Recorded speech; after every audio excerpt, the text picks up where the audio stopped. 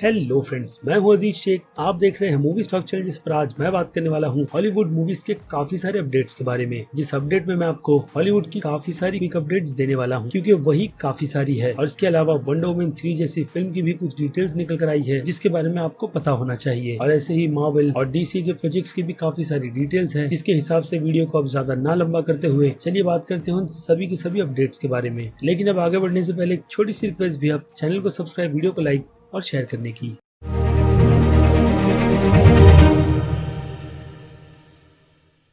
So friends, तो बात कर ले सबसे पहले अपडेट की। तो ये अपडेट है पैटी जेंकिंस की अपकमिंग फिल्म वंडर वुमन 3 से रिलेटेड, जिसकी रिसेंटली कंफर्मेशन कर दी गई है स्टूडियो की तरफ से कि स्टूडियो वंडर वुमन के यूनिवर्स को एक और पार्ट देने के लिए बिल्कुल रेडी है, वो भी फिल्म की डायरेक्टर पैटी जेंकिंस के साथ। जिससे ये बात साफ हो जाती है कि पैटी जेंकिंस के पास फिल्मों के प्रोजेक्ट काफी सारे हैं, जिन्हें उसे खुद डायरेक्ट करना है। और इसके अलावा आपको एक बात और याद होगी कि पैटी जेंकिंस ने वंडर वुमन के यूनिवर्स की ट्रिलॉजी बनाने का वादा किया है, और साथ ही साथ वो HBO मैक्स के लिए वंडर वुमन के यूनिवर्स से एक स्पिन ऑफ सीरीज को डेवलप करेगी, जिस सीरीज का पूरा फोकस पूरी तरीके से थेमस कीरा पर होने वाला है। बट हाँ, ये बात कंफर्म है कि पैटी जेंकिंस डीसी के यूनिवर्स की इस वंडर वुमन की स्पिन ऑफ सीरीज को डायरेक्ट नहीं करने वाली, यानी कि वो इस सीरीज की प्रोड्यूसर और राइटर ही रहेगी। लेकिन अब तक इस सीरीज से रिलेटेड कोई भी डिटेल्स निकल कर नहीं आई है, ना ही ये कि हमें ये सीरीज किस ईयर में देखने मिलने वाली है। इसलिए फिलहाल तो इस प्रोजेक्ट को साइड में रखकर बात करते हैं पैटी जेंकिंस के अब टोटल 3 प्रोजेक्ट्स के बारे में, जिनमें से एक वंडर वुमन 3 फिल्म की कहानी को वो खुद लिखेगी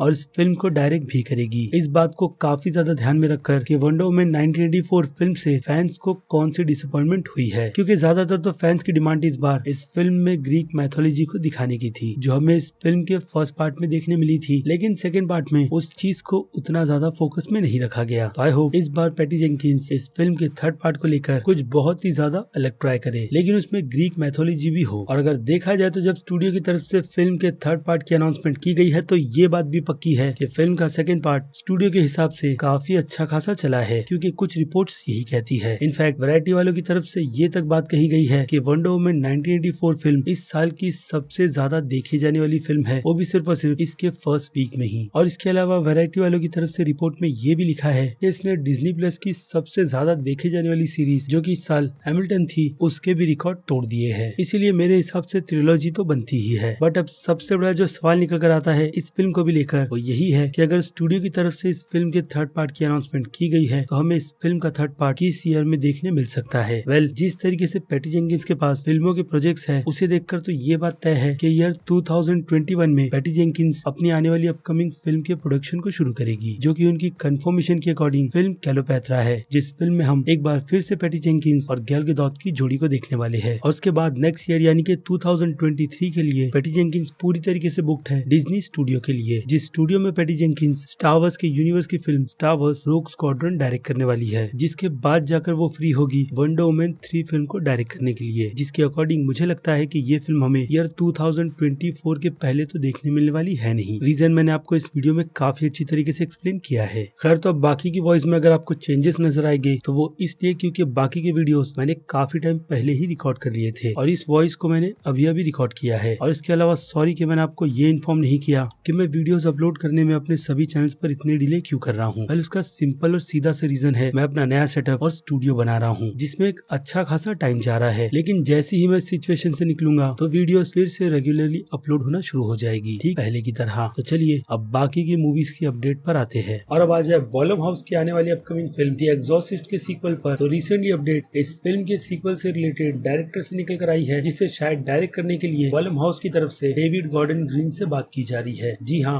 डेविड गॉर्डन ग्रीन, जिन्होंने ऐसी ही एक लेजेंड फिल्म की सीरीज को एक काफी अच्छा रिबूट कर बहुत ही ज्यादा बेस्ट बना दिया, यानी कि हॉलोवीन, जो कि डायरेक्ट सीक्वल थी ईयर 1978 की फिल्म की, और उसकी कंटिन्यूएशन बहुत ही अच्छी तरीके से की गई थी, जिसके हिसाब से वो फिल्म बॉक्स ऑफिस पर एक सुपर डुपर हिट रही थी। और इसी के बाद बॉलम हाउस की तरफ से उस फिल्म के 2 और पार्ट्स की भी अनाउंसमेंट कर दी गई है, जिसमें से एक फिल्म का टाइटल है हॉलोवीन स्किल, जो हमें नेक्स्ट ईयर 15 अक्टूबर को देखने मिलेगी। और उसके बाद उसका अगला पार्ट यानी कि ईयर 2022 में, जिसका टाइटल है हॉलोवीन एंड, जिसकी ऑफिशियल रिलीज डेट 14 अक्टूबर 2022 की है और टाइटल से ही ये बात भी कंफर्म हो जाती है कि ये फिल्म हॉलोवीन की सीरीज की एक आखिरी पार्ट होगी, वो भी शायद कुछ टाइम के लिए, खास करके इसके बॉक्स ऑफिस नंबर को देखकर। और इन फिल्म के प्रोजेक्ट्स के बाद डेविड का अगला प्रोजेक्ट है हेलरेजर की टीवी सीरीज, और अभी रिसेंटली अगर ये डील हो जाती है तो हमें एग्जॉर्सिस्ट के यूनिवर्स में एक अच्छा सीक्वल देखने मिलेगा। और ठीक हॉलोवीन की तरह इस फिल्म की भी स्टोरी की कंटिन्यूएशन उसी 1973 के ईयर में आई हुई फिल्म दी एग्जॉर्सिस्ट के बाद की होगी, जिसकी सीरीज के बाकी के पार्ट्स तो मुझे काफी ज्यादा बेकार लगे थे। आई होप इस बार इस फिल्म के सीक्वल के साथ कुछ अच्छा किया जाए, क्योंकि डायरेक्टर की चॉइस बॉलम हाउस की तरफ से बहुत ही अच्छी की गई है। बस इस पर इंतजार है कंफर्मेशन की, जो कि हो सकता है कि आने वाले कुछ दिनों में निकल कर आ जाएगी। तो चलिए अब बात कर लेते हैं कुछ छोटी छोटी मूवीज और सीरीज के अपडेट्स के बारे में, जो कि है लोकी की सीरीज से रिलेटेड, जिसे लेकर अब एक रूमर निकल कर आई है कि इस सीरीज में हमें कहीं ना कहीं कैंग द कॉन्करर के कैरेक्टर का भी अपीयरेंस देखने मिल सकता है एज ए कैमियो। लेकिन इस रूमर में फिलहाल तो मुझे इतना ज्यादा दम नहीं लग रहा, क्योंकि recently he Kang the conqueror के रोल के लिए एक्टर जोनाथन मेजर की कंफर्मेशन की गई है, जिसके हिसाब से हो सकता है कि लोकी की सीरीज में हमें कैंग द कॉन्करर के रेफरेंस ही मिले, ना कि उसका पूरा का पूरा कैरेक्टर। और उसके बाद बात करें एमसीयू की ही यूनिवर्स की film Thor love and thunder की, तो लेडी सिफ हमें इस फिल्म में फिर से नजर आने वाली है, जिस कैरेक्टर का रोल प्ले जाइमी अलेक्जेंडर प्ले करती है। और उसके अलावा बात करें डिज्नी प्लस की सीरीज मून नाइट की, तो केविन फैगी ने ये कंफर्मेशन भी दी है कि इस सीरीज की इंस्पिरेशन इंडियाना जोन्स फिल्म से ली गई है, यानी कि मून नाइट की सीरीज हमें कहीं ना कहीं इंडियाना जोन्स के रेफरेंस काफी सारे देने वाली है। और इसके अलावा केविन फैगी ने ये भी कंफर्मेशन दी है कि सैम राइमी की डायरेक्ट की गई film doctor strange in the multiverse of madness MCU के यूनिवर्स की एक स्कैरी थ्रिल राइड होने वाली है, जिस तरीके का एक्सपीरियंस आज तक एमसीयू के यूनिवर्स में किसी भी फिल्मों या फिर आने वाली सीरीज ने नहीं दिया है। कल तो केविन फैगी की इस बात से मैं काफी ज्यादा एग्री करता हूँ, क्योंकि सैम राइमी का वर्क हॉरर फिल्मों को लेकर कितना ज्यादा अच्छा है, वो बात मुझे उनके फैंस को बताने की जरूरत है नहीं। लेकिन इस बार उनके सामने चैलेंज है फिल्म को PG-13 रेटिंग में रखना, जो कि अगेन सैम राइमी के लिए बिल्कुल बड़ी बात है नहीं। अगर आपको इसका एग्जांपल चाहिए तो उन्हीं की डायरेक्ट की गई फिल्म स्पाइडरमैन 2 को कौन भूल सकता है, खास करके उस फिल्म के डॉक्टर ऑक्टोपस के ऑपरेशन थिएटर के सीन को, जो किसी फिल्म से कम नहीं था। और हाँ, फिर से आ जाए और लव एंड थंडर फिल्म पर, तो इसे लेकर एक और रूमर भी निकल कर आई है, जिसमें कहा यही जा रहा है कि हमें इस फिल्म में गार्डियंस ऑफ द गैलेक्सी के यूनिवर्स से मैंटिस का कैरेक्टर भी देखने मिल सकता है। और अब बात करें एमसीयू के यूनिवर्स की डिज्नी प्लस की सीरीज शी हल्क के बारे में, तो इसे लेकर कंफर्मेशन ये भी की गई है कि इस सीरीज का फोकस लीगल कॉमेडी ड्रामा पर भी होगा, यानी कि इस सीरीज में हमें कोर्ट ट्रायल भी देखने मिलेगी,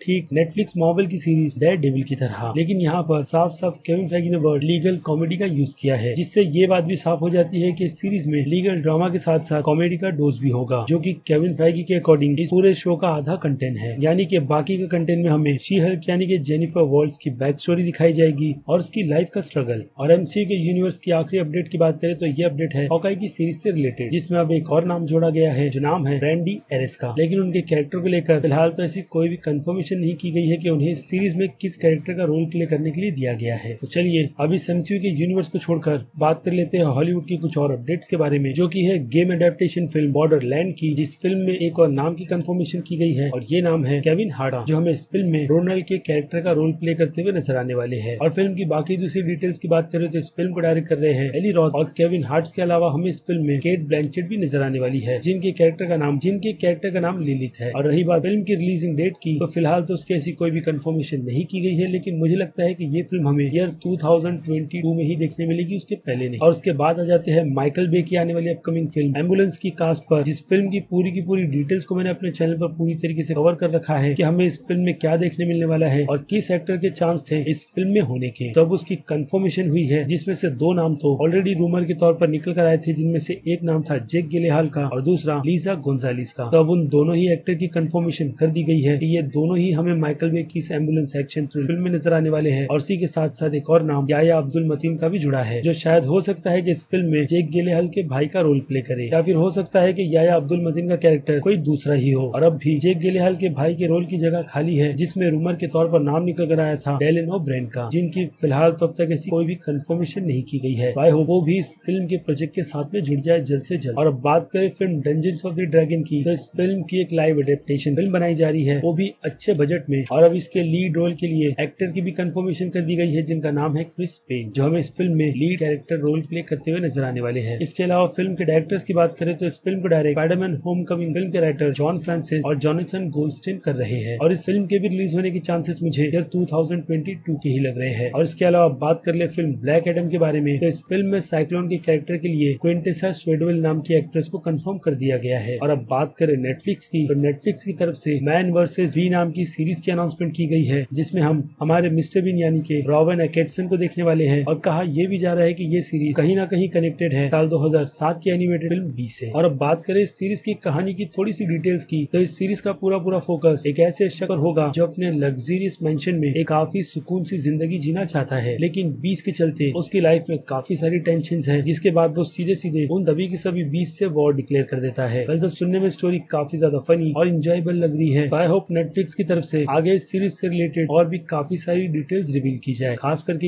ये सीरीज लाइव एक्शन होगी या फिर एनिमेटेड। और अब आ जाते हैं नेटफ्लिक्स के प्रोजेक्ट द इलेक्ट्रिकल स्टेट्स पर। तो इस प्रोजेक्ट के साथ में इन्वॉल्व है रूसो ब्रदर्स। और इस फिल्म की कहानी की बात करें तो इस फिल्म का पूरा फोकस एक लड़की और एक रोबोट पर होगा, जिनका मिशन है उस लड़की के भाई को ढूंढने का एक ऐसी दुनिया में जो दुनिया इंसानों और रोबोट से भरी हुई है। और गेस व्हाट, उस लड़की के रोल के लिए मिली बॉबी ब्राउन को कास्ट भी कर लिया गया है। यानी देखा जाए तो रूसो ब्रदर्स नेटफ्लिक्स के प्लेटफॉर्म पर अपने काफी सारे कंटेंट बनाते चले जा रहे हैं, जिसमें अब ये film the electric states film भी शामिल है। और यही नहीं, रूसो ब्रदर्स ने नेटफ्लिक्स के प्लेटफॉर्म पर क्रिस हेम्सवर्थ के यूनिवर्स की द एक्सट्रैक्शन 2 की भी अनाउंसमेंट कर दी है। अब मैंने यूनिवर्स इसलिए कहा क्योंकि रूसो ब्रदर्स चाहते हैं कि वो इस एक्सट्रैक्शन फिल्म को एक यूनिवर्स में कन्वर्ट कर दे। अब उनका सपना कैसा है इस फिल्म की पूरे के पूरे यूनिवर्स को लेकर, ये बात तो खुद पर्सनली नेटफ्लिक्स और रूसो ब्रदर्स को ही पता हो। लेकिन हाँ, इसके अलावा उनके एक और प्रोजेक्ट की बात करें तो ये प्रोजेक्ट है द ग्रे मैन से रिलेटेड, जिस फिल्म का पूरा फोकस स्पाई वर्सेस स्पाई पर होगा। और ऑलरेडी मैंने इस फिल्म की डिटेल आपके सामने रखी हुई है, यहाँ तक कि